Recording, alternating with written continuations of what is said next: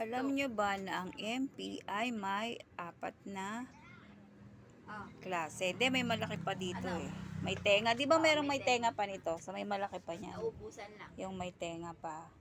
So, ito, litro. Alam nyo ba na ang MP ay isang pamilya? Kulang na lang dito yung nanay talaga.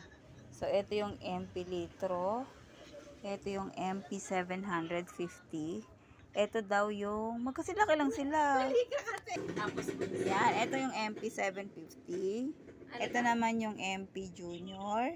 At ito yung MP Bunso. O, tingnan nyo, ang dami-dami palang sizes ng MP. sino daw sa nasama? So, depende yan kung ilan ang magiinom. So, siguro ito, kung marami yan, ayan. O, ito yung maliit. Ito, pang ano lang daw to, pang single.